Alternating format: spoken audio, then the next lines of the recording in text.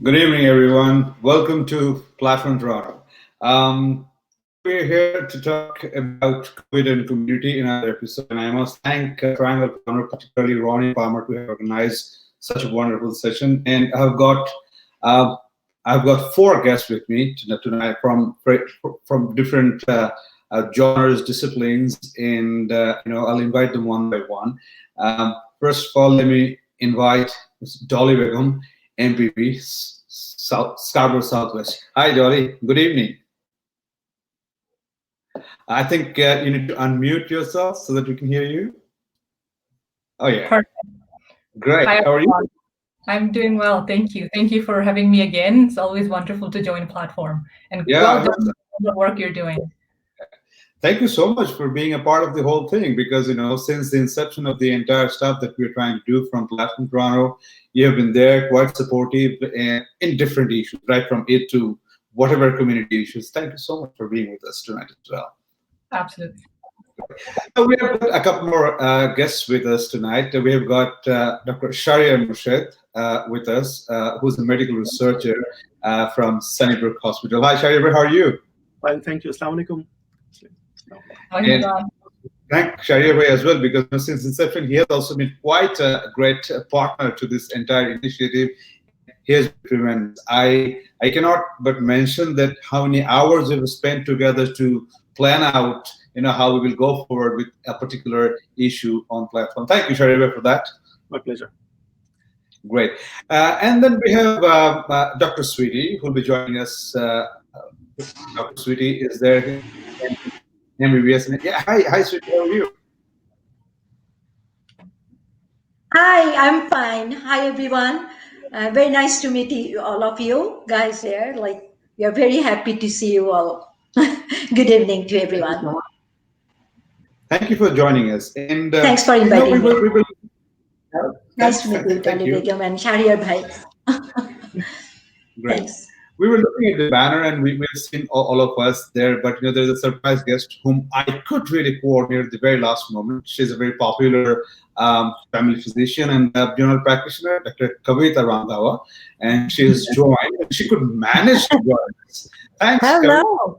You give me too much credit. I am honored to be part of the crowd tonight. Thank you very much for having me. Thank you, Kavita. So we have got the whole team here to talk about COVID and community. Well, they represent different disciplines, and I'm sure it will be quite a thought-provoking discussion that we're going to have. And audience and anybody who's having a look at it, so you can put your comments, throw your questions, and we will moderate accordingly. And for all the participants, if you want to share in your Facebook or any social media page or account, just copy the URL that you're in and put it there. So first, let's go to talk to Doly first. Doly being the community rep here tonight. You've been mixing with all spheres of people in the community in different issues, right? And the first thing that I really wanted to know, or I had a couple of discussions with a couple of people from the community, and it's a question, you mix with different spheres. I mean, what really made it happen to have this second surge of COVID? I mean, you must be knowing it quite thoroughly because you're out and about in different places, mixing with different people. What do you think is the main reason for this surge coming so heavy and high this time? Well, first, let me just start by saying it's a pleasure to join with three different doctors here. And I'm looking forward to listening to all of you and your expertise as well. And thank you once again for inviting me to platform and for all the great work you're doing, creating awareness, especially during the time of COVID on all different topics. I think, the answer to the question in terms of the surge of COVID-19, obviously the medical experts will have much better idea of some of the ways that we have seen our community have many of the communities have much more of a higher rate than others. I know I'm in Scarborough, so Scarborough Southwest is the community that I represent as the provincial member of parliament, and we have been facing a very, very high number. And some of the communities, some of the neighborhoods have been impacted much more than other parts of the province, other parts of the country. And for that, I would say there are quite a few things. And one of those includes the types of work that people have here. We have essential workers, a lot of frontline workers, healthcare workers who don't have an option to stay home.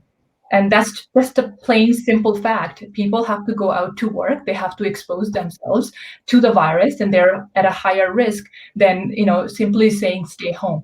And the other portion of that is related to those individuals who have to take the public transit, for example, which is packed, and they go to workplaces that are also much more unsafe than other workplaces. So for example, we have a lot of factories, workers who work in factories, large assembly lines, and sometimes not all the workers feel comfortable coming out and sharing the risks because they're afraid of losing their jobs. We also have a lot of people who didn't take it as seriously. I think sometimes what the COVID virus was initially, and a lot of the trends we noticed in the first wave kind of continued as well. And I think the third thing I will say, and I obviously will stop there and get the doctors to come in, is that I think we learned a lot of lessons from the first wave, or at least we should have, but we didn't really take those lessons and utilize them in the second wave. I think there are a lot of things that as government officials, as policymakers, we should have done. That we could have done better in terms of protecting people, putting certain measures to make things available, like school reopening. We should have done that much safer. Childcare, we should have made sure that our healthcare, hospitals, etc., were much more prepared. So I'll stop there because there are quite a few things that I could go on, but I know politicians talk a lot, so I'm going to try to change that sort of sentiment here. Thanks, Doly. Taking it from what Doly was saying. Mr. Shahryer, we're talking about the surge, and Doly talked about the wave. If I may ask you the question, where is the wave, and what is the wave? What is the number of wave, and where we are in Toronto or GTA? If I may. Thanks once again for inviting me. What Doly was saying, and others would agree as well. So it's frightening. It's scary, right? As I was talking to you before, that if it doesn't impact us personally, we don't feel the hate. We see what has been happening. What Doly has said, I must respect, people are going for work and everything, right? But also some people who get exposed, like it's pure ignorance. People thinking that it's not my problem, it's someone else's problem. So who are getting affected? The loved ones are getting affected. The vulnerable population, the elderly are getting affected.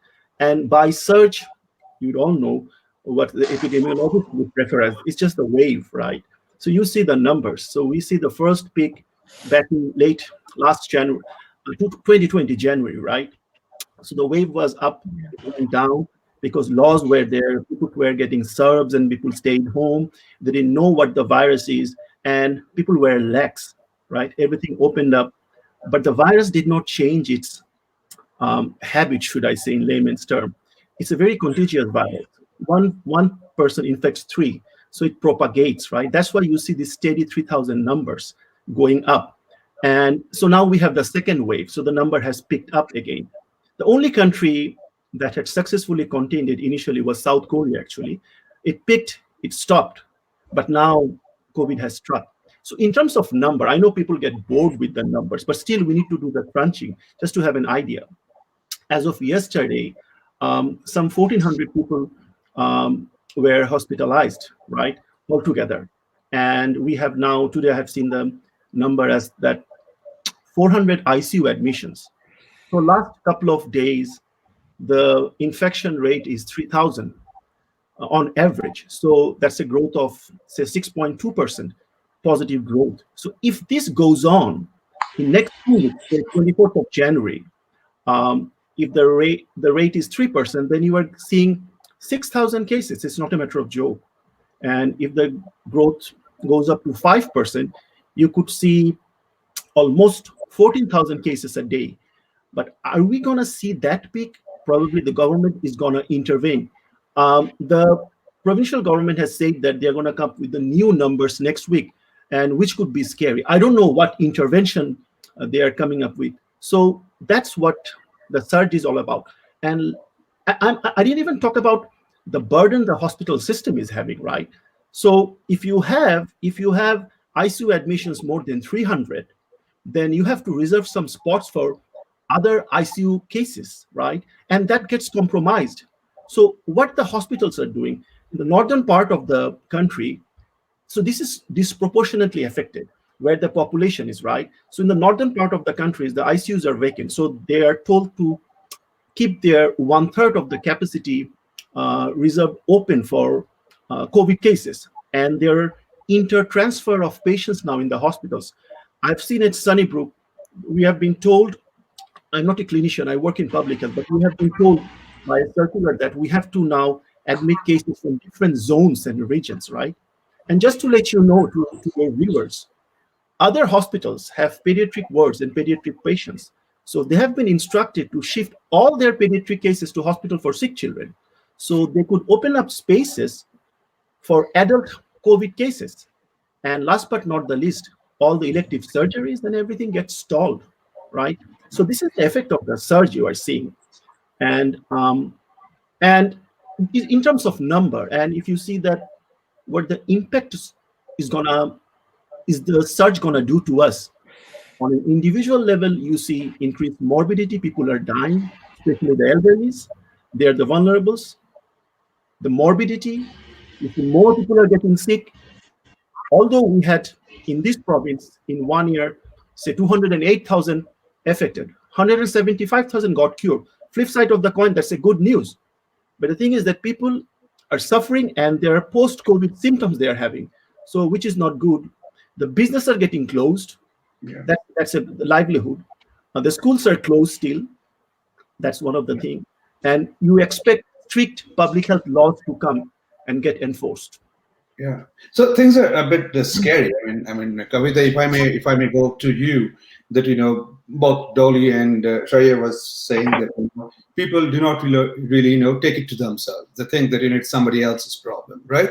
Until or unless they get really affected, either they or any of their acquaintance or family members. So as a physician, as you're you're taking care of families, individuals, patients. I mean, what do you see? I mean, what do you observe nowadays? I mean, are we really relaxed as individuals, or we are careful but careless? I mean, what's your observation?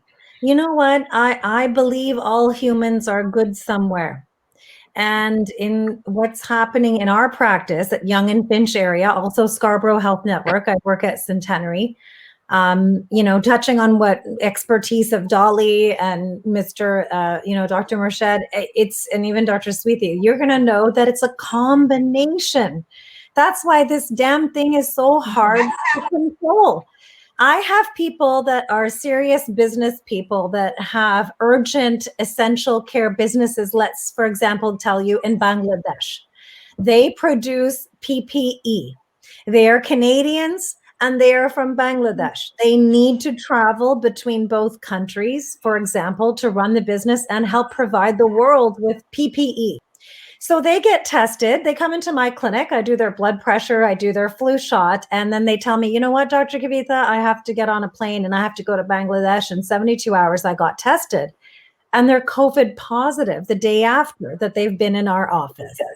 Kind, well protected, wearing a mask, no symptoms, patients, well-meaning.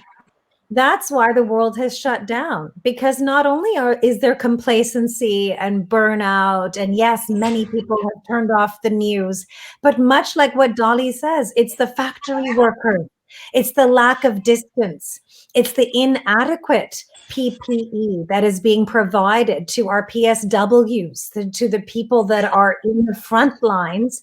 They are given inadequate hygiene measures. They don't even understand, like, hey, listen, you should be using an N95 and face shields, and you shouldn't be taking your stuff off at the foot of a patient's bed to change into something else. We're dealing with an airborne virus. Others walk in with their masks hanging on their chins and their noses. So it's a combination, I would say, and that is why it is insanely difficult to control. And I absolutely support the government's ploy now to shut things down and lock everything up as much as they can. because we are exactly on how Dr. Murshed has touched upon, and very scary times. It's hard to control. You have crowds of teenagers, you have careless people, you have people who think they're protected with their mask hanging under their nose. They've got inappropriate cotton material. It's a spectrum, and it is so difficult to control. And that is why the government has to come in with lockdown measures that my crowd fully supports. Yeah, it's true that we are into a very strict measure, and probably it will become even stricter. And sweetie, if I can go to you, and I mean, the stricter the whole thing gets, the other part of the story, which is the mental health, affects more, since you worked a bit on that area and are practicing Yeah. rather. So how would you look into it? Thanks. I mean, the mental health issue. Yeah. Yeah, thank you so much for inviting me here, and I'm so happy to be part of you guys. And I just want to mention, I'm a specialist for medicine and in my back home, but here I'm not getting license here to practice, but I'm working with the mentally disabled people in Regeneration Community House. So it's a very difficult time, not only for because in my family, my husband has COVID-19 also, and now he's suffering from like post-COVID syndrome, which is very complicated right now. So he cannot go for the work. He's also doctor in back home, pediatrician. So it's a very stressful for our situation, our family also. And the kids are getting depressed because they cannot attend the school. They are attending school by online. So it's not for only the mentally disabled people, they are worried. Actually, the general populations are a little bit depressed because we are facing the full pandemic situation for the last 1 year, which is not acceptable for all of us.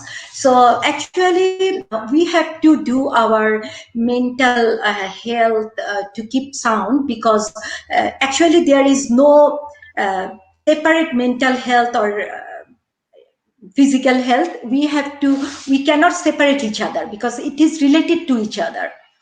So we have to keep sound in mentally as well as physically. We have to do our regular works because we know dopamine is helpful for our mental health. So we have to do our activities like we can walk around our house. We can go for the physical activities like gym, sauna, just inside our home. So we can do our regular activities. We can go for socialization by like messenger call. We can chat each other because we have to maintain our physical distance. So we can go through the Facebook or messenger. We can communicate with our parents or relatives or friends. So we can keep ourselves good, sound, and happy. Actually, we have to face lots of complications and lots of our situation, but we have to overcome it.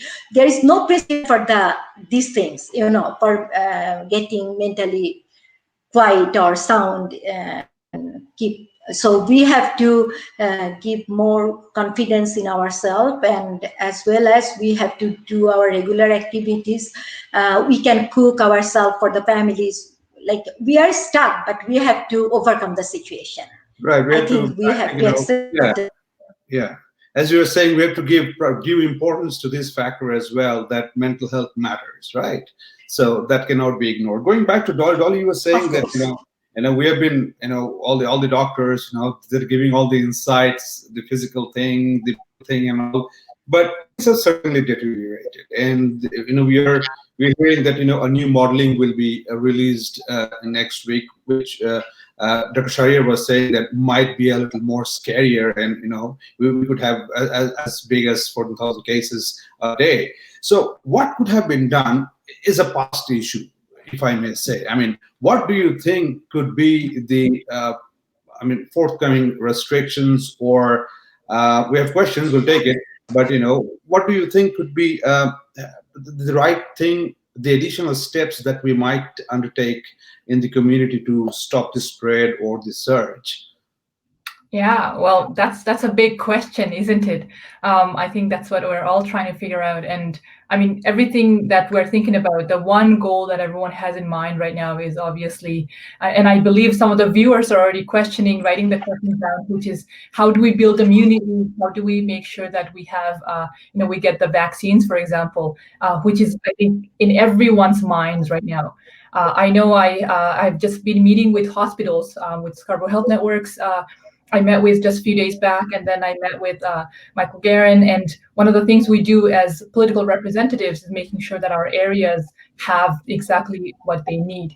And what I find is that obviously we have to have the vaccine, making sure that we have the vaccine as quickly as possible. And just recently, actually, one of the things I learned was not only are we going to have to come up with a good plan for making sure everyone gets the vaccine, so all the people that we have here who are actually on the front lines, and making sure that there's, our elders, people who are vulnerable, other essential workers, and then obviously the general public. And I think while we focus on that, the other thing is making sure that we're going to have enough vaccines, because the other worry that we have now is we might run out sometime soon, and that's what I'm hearing from some of the hospitals. And I'm hoping that we will be able to have the federal government provide more vaccines as well, and I'm really hopeful for that. But when we talk about some of the things that we need to do right now, and I think there's also some learning in that, in terms of what we could have done. One thing I think we could have done is prepared our healthcare systems much better, really strengthening our healthcare system. So making sure that we had, Dr. Kavita just talked about how our system is, and how we're very much stretched thin in many of our sectors.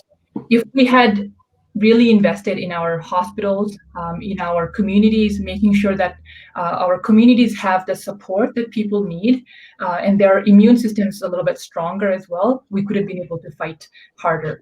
I also think that, and I'm very biased because I represent a community that's very diverse. So this is what my focus is. Ontario is my focus. I mean, right now we have about 4,000 cases here. In long-term care, we have almost 3,000 deaths, and 1,000 of these are just from second. To me, that's preventable, because if we had taken the measures we have learned, that could have been prevented. The other thing I would say is, why don't we hire more in our hospitals? And that also relates to what I think, the fact that we have a doctor here who had to go through the process of being recognized in Canada. We have many Bangladeshi Canadians, many Tamil Canadians, many other diverse Canadians from different countries who are professionals. And they have these skills and expertise. And right now you come here and you're climbing up the hill to get to be recognized, because we don't even have a proper system to actually have these people go through it because of procedural failures. We don't have that system to allow these people like Dr. Sweetie right here to actually practice her profession. We have a pediatrician right now in her husband who could be in the system helping us during COVID. We can do another chat on that. Sorry to interrupt. I can do a whole other evening course on international medical grads and their need to be licensed in this country, and why there is a problem. And trust me, there's a whole backstory to that issue. But like one of the things, whenever we talk to the government, the Minister of Health or Minister So of I am Law, requesting Doly Begum will raise the. Yeah, Dolly, do it for them, do it. And so, and let me just tell you one thing. I think Doly will help for the one thing that was extremely frustrating is, for the last maybe 2-3 years, we've been like, this issue has come forward, and I've been elected since 2.5 years now. We've been talking about this before COVID, and we knew this was a problem in our healthcare system before COVID. When COVID hit, we saw the government try to take advantage of these people by allowing them to become volunteers or interns for 2 days. I mean, they're trying to take opportunities where they need these people who have certain skills, But why not actually get them on the profession, allow them to practice what, and they will, that, imagine the opportunities we could have created, imagine the flexibility, imagine how much relief we could have given to the doctors and nurses we have in our healthcare systems right now who are so stressed, and imagine how many more people who could have been treated. And I'm sorry, I'm just so passionate about this because I think it was just an easy solution that we could have just been a little bit more ambitious about, and we could have done so much better, but we didn't. And we shouldn't take advantage of the people and then forget about it, because that's what we've done right now. We could have done so much more. And I still think we need to Right. continue to work towards it. And I feel that there's still ways, I think our government, all of us could. Can you hear me? Sorry. Thank you so much, Dom, because you are thinking about skill community in this part. So I think do something else. Well, I know the journey very well. I was waitlisted for medical school in Vancouver. I'm an honors microbiology graduate. I'm born in the UK, raised in Vancouver, British Columbia, married in Toronto. I am an IMG. I had to go to Dublin, Ireland for medical school. I'm born in the UK. I had straight A's. I had an honors undergrad degree from UBC. I got first round entry. I was licensed in the US and Canada to get back to Halifax and to bring my skills back to Canada. But let me tell you, I was very close to going to the US because of how hard my own country made it for me to come back. But I help a lot of IMGs, and I have a lot of passion for this area too, Doly. So one day we should unite after COVID settles. And I will tell you, financing and money is a huge concern in the Canadian government as the barrier to this. But I have a lot of free ideas that certainly can help the government and help. But as per Taslim's topic of COVID today, I think it ties in. You're right. I think your message is we need help. We need help. We need help on all avenues. I have an email from the OMA beseeching us as primary care doctors, please come to the nursing home. Can you come?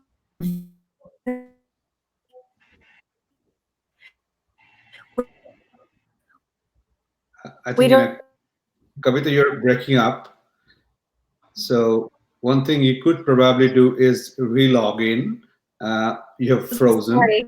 I think, hear me now? Oh, yeah, okay. Yeah. It's just the connection is off. Yeah, now it's up. Okay. Did you see me there? Sorry. Yeah. But you're breaking up at times. You're frozen now, so I would suggest that you re-log in once again, so that connection. Hold on. Is it my connection? Maybe it's my connection. But we need help, right? We need help. Right? We need help. Sure. Yeah. So Doly, yes, I still let me remain positive that there's always a learning curve, and maybe we will learn, and there's never a wrong time to do the right thing. So hopefully it will ring in some time at some quarter of the decision-making process. But let me ask you a very stupid and very layman question. I mean, since no questions are ever stupid. No. Working with and mixing with all spheres of the community, first or when the COVID first hit, you would agree that the second wave, second surge is even worse than the before, the first one. And when the first one was there, we had seen a lot of compassion among the people across different communities, not only here in Toronto or Canada, rather in different countries. People from one balcony to another playing table tennis, singing together and all. Where has that compassion gone? I mean, that's a simple question to you. I mean, did we learn that COVID is not going to affect us, or where has that gone? How has that turned into complete isolation? Well, I think that we have to step back a little bit to talk about that, because in terms of and I think I'm gonna ask if all of us mute us so that so that we don't have echo. I think we have to step back a little bit, because I know the energy was really high in terms of encouraging each other, but the problem is there is obviously COVID fatigue because everyone's just tired of being, told to stay home, do these things, do the right thing, and people are trying. I honestly believe people are trying, and when I talk to people, when I have many of the Zoom calls, and we have so like today's a Saturday, I've had multiple Zoom calls today just to have continued to communicate with community members. I think people are tired. And the other thing is people run out of resources, right? We have to keep boosting the resources that people need. I mean, whether it's government aid or community support, people run out. And in terms of our community, we saw our community organizations, individuals come forward even more before we had, served, for example, before we had any support for businesses. We know a lot of the businesses that were helping people with low-priced meals, were donating meals. Some of them actually ran out of business. Like some of them have literally been locked out of their business. And in a way, yes, this is a crisis, and yes, this is a huge. I think we're going to recover in a very long time. The recovery period will take many years, but there are some things that I think we could have managed better to rescue some of the things, and that includes businesses is one of them, because we lost a lot of businesses that closed their doors forever because they didn't have enough support. Many went into their personal loans and they ran out. They just couldn't keep up. And there are ways we could have supported those individuals. There are people now, for example, in some of the buildings here in Scarborough who have COVID, people who have lost jobs. So that energy that we had to support, now they're trying to figure out how they're going to cook themselves and how they're going to sustain their own families before they go out in the community. And I think the other thing is people are also figuring out, the ways that, like how do we get back to normal with the new normal? Like accepting that we have to wear a mask, we have to go and do our job while trying to accept the reality. Whereas before it was something new and we were trying to address it in a different way. So accepting that new normal has been a big part of it. And I think as we continue, I hope that we're able to get the vaccine soon, and we're able to fix a lot of the issues, and maybe we will be able to get together soon and actually shake hands and hug people, and I'm really glad that we're heading towards a better path, and I'm hopeful for that as well. Yeah, same here. And I've got two quick questions to Shahryer. Number one is, as Doly was saying, the power of adaptability to this whole new normal thing. The first question to you is, do you think we have failed to do that, which has resulted in the second wave surge or the worsening situation? And the second question is from one of the viewers, how to build in more immunity among the elder generation. So there's two questions to you. So to answer your first question, I think we have dropped the guard a bit. In terms of government support, you have been seeing the government is, both the federal and the provincial government is trying their best. Maybe they are not perfect. This is a new thing. As Doly was saying, it's a new normal. We have all been tested. All the system is under testing, right? In terms of vaccine delivery, in terms of medication, in terms of treatment, care, support. And as I said, the virus did not change its shape, form, or behavior, right? It's still like it's preying upon elderlies and stuff like that. But as I said, we as person, as a society, we are in it all together, right? Unless we support each other, unless we support the government, unless we follow the public health rules, we would still see the cases going up. If you compare Canada or this province with our neighbors at the south side of the border, we are in such a better shape. Kavita is from UK, right? So what has been happening with UK? Since at the beginning, they went out for herd immunity. They kept their seniors at home, let their young go out. They brought the disease, and then it's a wildfire, right?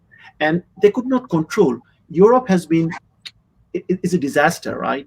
They have been trying to control. Canada is much better off with this situation.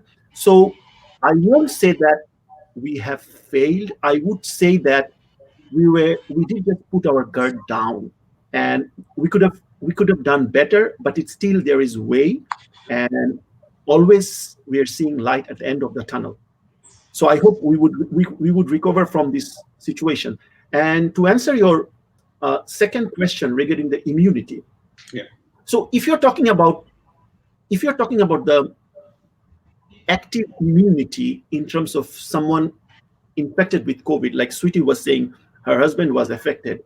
So it has been seen that even though someone develops an active immunity, getting the disease, by contracting the disease, it fades off after a couple of months, right? A study has been done in the UK on 100,000 post-COVID cases, and it has been seen that the immunity level going down 60 to 50%, like going down in 6 months' time. So it will fade out, and we have seen a couple of cases reinfection, right? Now come to passive immunity, like getting the COVID shot. As I said in the trial, it hasn't been tested long term on population to see how long the immunity would last. Pfizer was saying that it may last a year.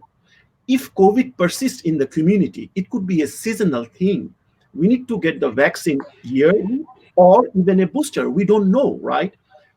My understanding is that if you Yeah. compare with the flu shot, and Shireen was saying one of the questionnaire, what effects it would have on elderlies, it has been seen that if you compare with flu shot, the immunity would develop, like say, in 2 to 3 weeks time.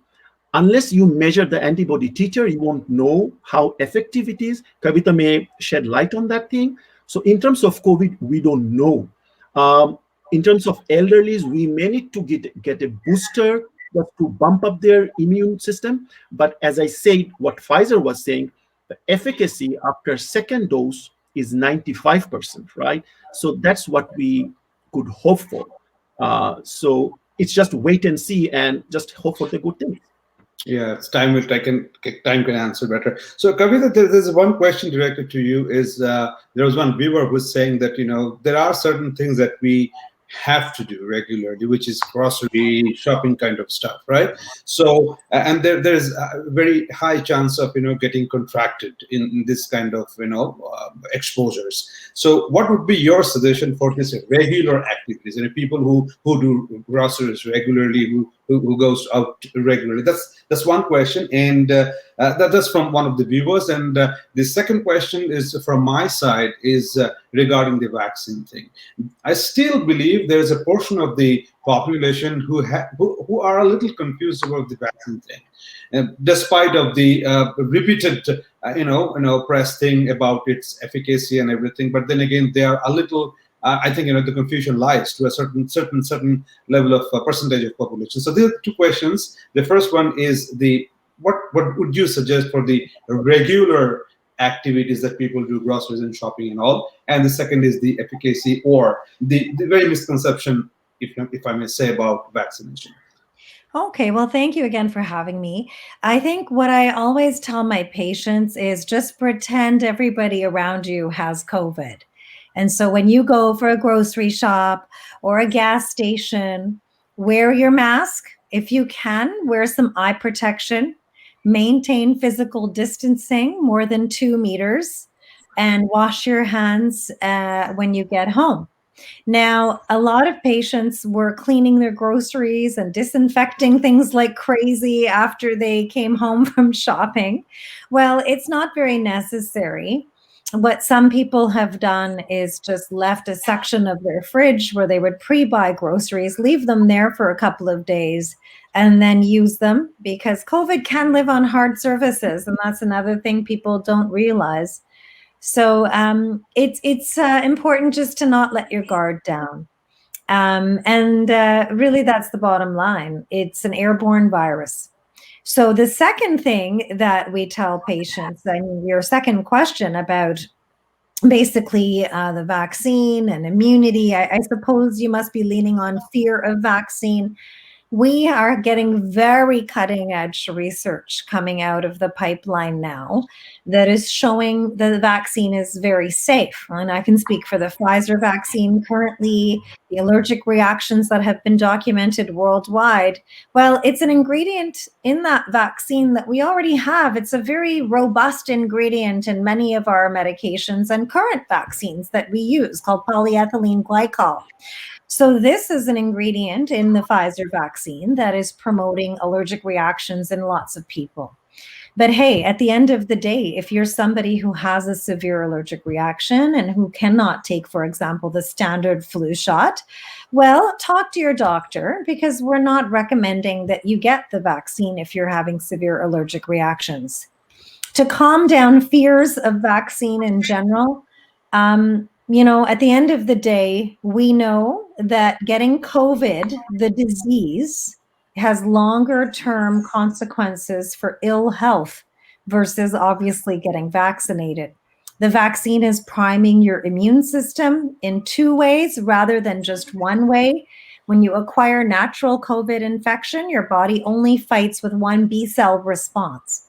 When you get a vaccination, your body has what's called the natural killer response, as well as the B cell response. So a double response to punch out the vaccine, the virus. Now, it won't stop you from getting the virus, but it will stop you from getting a severe version of the virus. It will stop you from having these poor long-term effects that Dr. Sweetie's husband is now going through. Chronic COVID and COVID, post-COVID syndrome is a reality. I have 36-year-old patients who are in stage 3 heart failure post-COVID, otherwise healthy Southeast Asian guy from Brampton. All right. So he's not a diabetic, he's not a hypertensive, he's not a heart patient. And cardiologists are puzzled.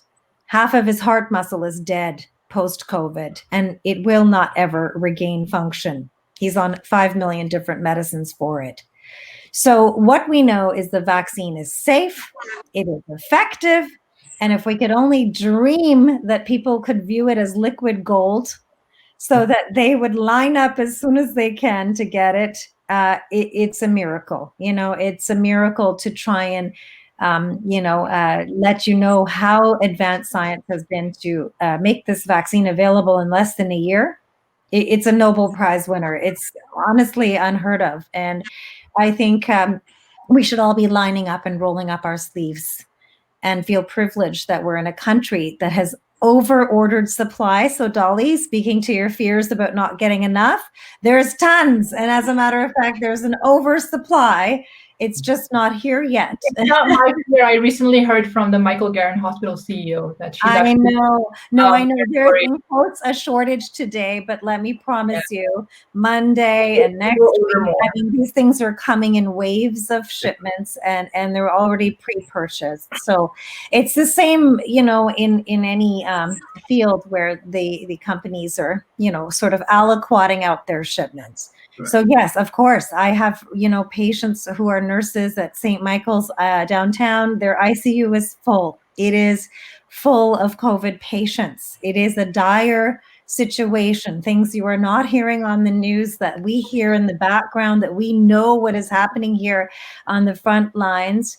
It is absolutely terrifying. And I agree, the fear and panic among the medical community lately about shortages and doctors rushing to the lines and nurses and PSWs trying to get the vaccine ASAP. It's a bit of a fear right now because we want to hurry up. We want to get everybody vaccinated as soon as possible so that we can stop the community spread.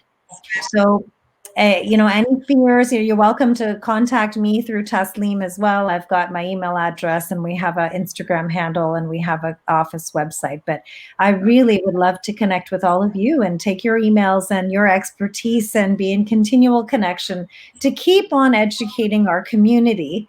I have one philosophy in life. I practice medicine the way I would treat my beloved family members. Okay. And I always put your choice in your hands. But at the end of the day, if you're my family member, can't wait to vaccinate. Thanks, Kavita. There's a little question. I think it's a little difficult question to regarding mental health, and I want to throw it back to Dr. Sweetie. That yeah, it said that mental health is important, but as being said or being said by Dolly and others, that putting food on the table is very important, right? That comes first. That you earn, you work, Exactly. and you think. And the thing is that, So if yeah, the that thing is is not that, in my opinion, provided, actually, yeah, go ahead, please. I can't listen to you. I can't hear you. Like, what do you say So right now? What do putting you food want to on ask? the table is putting food on the table. Earning money is a first priority, right? It's very difficult. When Exactly. when it gets really Right. hard, it gets affected. It is very difficult to balance the mental health from that perspective, right? So if somebody is really affected by his or her income, the support, the economic condition, the family condition, so what would be your suggestion to kind of for him or her And to balance out the mental health? exactly. So the thing is that, in my opinion, we have to put the food on our table, because we have to face the problems. We have to go to our work, because my husband is working for last 3 months. So I have to go to work as a frontline worker. I have to work with the mentally disabled people. So, like my family, lots of family in Bengali community, they have to go to their work as an essential worker. So there's nothing to do, because we have to survive. We have to survive in this place. Though I am a specialist physician in my back home, but here I'm not doing nothing. Like, only the residential support worker. Like, I am doing my 16 hours night shift for the, last night also, and tonight I have the night shift, because we have to go through the system, and system is stuck. So the thing is that we have to balance, and there is nothing a prescription we can prescribe the drugs or medications for the mental health. If we sound good in physically and mentally, it is related to each other. So actually, we can say we have to be happy. How can we have to be happy? So we have to balance, like, our work, family, and everything. We have to make a balance during our work time, our family time. Because for me, if I think about myself, I have to go to the work. I have to take care about my family, because I have 12 years old kids. She's sometimes feeling like she's feeling depressed. Sometimes she cannot go to the school. So, and she's coming from Bengali, Bangladesh, and then is coming here. So it is totally new situation for her. The COVID-19, actually, the new situation for the whole world, is the pandemic situation. Nobody is knowing anything. But my suggestion, like everyone, we have to get our vaccine, because we are lucky enough getting vaccine in Toronto, and the federal government and provincial government are supporting us as they are level based. Like, we are getting lots of support, which is not possible in our developing country, in Bangladesh. They are not going for work, and they are getting the payment. It's not possible in Bangladesh. But we are lucky enough here in Toronto, and we are getting lots of facilities from the provincial government, as well as from the federal government. So I think we have to do our normal regular works, and we have to keep ourselves happy, trying to be happy, like doing our normal things. When I work with mentally disabled people, because they are mentally challenged, I don't want to say that disabled, they're challenged people. And I'm working in a regeneration home, so I have to work with 10 different, like, schizophrenic patient, bipolar patients, major depressive disorder. So I can see, like, different types of mentally disabled people, and they can maintain the rules. So if they can maintain the rules and regulations, why normal general people cannot do their normal activities? So we have to keep distance. We have to maintain that social distance, physical distance. Like, we have to wear the mask. I'm using hand sanitizer with myself. I have to carry myself always, because I have to sanitize all the times. I have to keep my personal hygiene. I have to maintain my personal hygiene. Everybody should wear the mask. Everybody should carry the hand sanitizer with them when they are going for the work. I mean, the essential worker, they have to go, they have to survive. So we have to face those problems. There's Right. nothing to do. We have Yeah, to do. we have to And adapt. everybody, Yeah, you're right. Yeah, That exactly. We have to know adapt has to be everything. embraced properly. Exactly. So, Dory, we're coming at the fag end of the program. So, what would be your remarks, advice to the community, suggestions, if I may request you to coin some words? Dolly, can you hear me? Yes, I can. Sorry. Yeah. You So, just- since we're coming at the fag end of the program, so we want to hear some your closing remarks on to the community or advices, suggestions. Absolutely. Well, thank you so much for having me on platform. I think we had a really nice discussion, and I'm sure the viewers will appreciate it. All I have to say is, continue to listen to the medical experts. We have someone from a physician. We have Toronto Public Health, or I'm not sure if it's Toronto Public Health, but it's public health. We have mental health, and the expertise, they do matter. I think we have to make sure, as general public, we have to make sure that we follow the guidelines. I do want to say that I believe that there is some of the works that we are doing continue to happen. I remember before COVID-19, one of the things I felt passionate about, which is why I joined politics, was healthcare. That was something that I wanted to work on. I wanted to make sure that we continue to strengthen our healthcare system. And it's something that I will continue to do because we have to make sure that the way we have been able to survive through and we will continue to, the only way we can keep that up is by making sure that our hospitals, our doctors and nurses are well equipped and making sure that we're protecting them as well. So I think it's also another responsibility for us is to make sure that you're protected, is that you feel like you have all the tools necessary to do your job.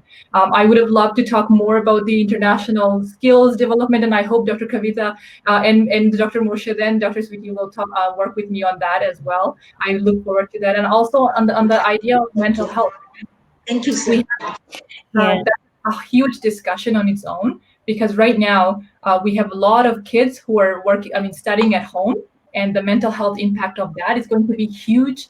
We have a lot of seniors who were not just dying from COVID, but also dying from just loneliness, the lack of care, and what's happening in many of our homes, and just a lot of families, I think, are dealing with health problems as well. The surgeries, the backlogs, and obviously, I know for many Bangladeshi Canadians and immigrant families, আমি বাংলায় বলি যে আমরা সবসময় ব্যস্ত থাকি আমাদের বাড়ির পাশের বাসার মানে দাদি নানা নানি সব, we're all together, you get to see everyone, but here you're already isolated, and now imagine with COVID what's happening. So I hope that we get through this together, and I look forward to working with all of you in the great work that you're doing, and I hope that we can all see each other in person soon. So thank you so much. Sure. Thank you, Dolly. And going back to Shahryer, Shahryer is a person who knows a lot of numbers. He knows a lot of research that goes on, but he hates to quote numbers. That's what I like about him, because he believes that uttering all these numbers will scare people. So let us not ask about numbers, but this is true, Shahryer, that things have gone worse, and we are afraid that it might get even worse. So what would be your take, your suggestions to the people who are listening, seeing us, viewing us, or to the community as a whole? So we are in a juncture, it's a balance issue. Now you have the vaccine, right? So the vaccine ramps up and we get our shot. We get close to a herd immunity. We keep ourselves protected. We keep the community protected. I hope what the policymaker, Honorable the MPP was saying, Dolly, that from them top down, they're going to come up with firm policies that would ensure that people are safe. We'll get the vaccine. There are employment issues, uncertainties, wage issues, and people like Dr. Sweetie, who covers mental health, make sure that people are working well, mentally stable. Clinicians like Dr. Kavita, relentlessly as a frontline worker, working and helping people clinically. The hospitals, they are coming up with better treatments now. And people like you, Taslim, and Platform, who are doing this talk and creating awareness. So as you see, we have people from different parts of the community, and I made everyone happy over here. So by naming you guys. So we come together and we hope for a better future. And I still believe we have good days coming ahead, and it's a matter of time. We just have to hang in there, and we should not, as I said, drop our guard down. And probably maybe we have a reunion next time after a year, and we'd recall how things were. Maybe you would run this tape and see how scared we were, and we will have a better time. Thanks, Shahryer. And as Shahryer was saying, and Sweetie, you were mentioning earlier that no matter how things go on, we have to remain positive. We have to take care of our mental health and all. So, what would be your last few words to the viewers, Sweetie? Sweetie, To the viewers, I just want to say, just yeah, we have to maintain the things because COVID-19 is really the scary situation right now. We have to maintain all the public health rules and regulations. We have to wear our masks regularly and maintain our personal hygiene properly. Not only that, if anyone in your family is affected by COVID-19, just make sure you are safe. So in my family, like my husband was suffering from COVID-19, so we are isolated from him, and alhamdulillah we didn't have that yet, because we have to keep ourselves safe. And I want to tell, we have to face all the like difficulties right now. We have to overcome this situation because everybody in the world like take the step to overcome the situation, and we have to solve our problem by ourselves. Like Dolly can tell us the advice, but if I am not maintaining the advice, that's my fault, my lack of awareness. So nobody can aware you if I am not aware about the rules and regulations, and I have to protect myself from the COVID because it's highly contagious as well as the infective. Yeah, we have to do So our part. I tell everyone, please maintain, and we all have to go through that togetherly. Yeah, We have to unite together. That then we can overcome the problem. I think so. absolutely. And very last, Kavita, more than doctor, I believe that she's a person who is so encouraging, so caring to the community, not as a doctor, as I'm saying, but as a person herself. So, every time I talk to her, I don't look at her as a doctor only. I look at her as a person who inspires, encourages, and always remain positive, so full of energy. And we want to hear or get some of that energy to the viewers, to the community, as we have you here with us, Kavita. Well, I'm very honored to be here once again. You guys are doing an awesome job in creating awareness. This is what the public needs to hear. They need to hear, look at me, I'm Dr. Kavita. I have a 22-year-old patient who has breast cancer, who is now waitlisted for surgery and oncology and chemotherapy to treat her. I just diagnosed her a week ago in the middle of my Christmas holidays. I have a 44-year-old waiting for cancer treatment. Dolly is correct when she says there are normal cases of patients with serious illnesses that are getting backlogged and bounced because of places like Michael Garron and downtown. Everything is full of COVID. So the more you guys, as my public family, can do to protect yourself, to wear a mask, to socially distance, to seek mental health, just to add on to Dr. Sweetie's mental health information, there is free mental health counseling available. If you just Google free mental health counseling, Ontario, Toronto, Scarborough, wherever you are with your OHIP card, there is free mental health support available within 24 hours to you at your doorstep, on your smart device, on your computer. And I can't emphasize enough how important it is for people to reach out to resources, to use Zoom technology or socially distanced walks, taking up new hobbies in order to basically just buy time to get through this tough time, because there is a light at the end of the tunnel. And we have a vaccination, and we have very good news coming out of the vaccination scene as well, that we might have way longer time immunity related to this vaccination. It's cutting edge information. There is hope. And this will just be part of our annual flu shot, hopefully, come 2022. Let's cross our fingers. But we are on the last sort of path to this kind of lifestyle. And I really think we can all do it. We just have to do it together. All right. Yes, we're all in it together, and hopefully we will come out of it very soon, and we all see the light at the end of tunnel. And good days are coming as you thought leaders, experts from different disciplines have rightly shed light and thrown enough of your experience that yes, the vaccination is there, the rollouts are there. Of course, there are issues. There will be issues. I mean, nothing is absolute or perfect in this world. But obviously, better days are coming, and we have to hold on to that.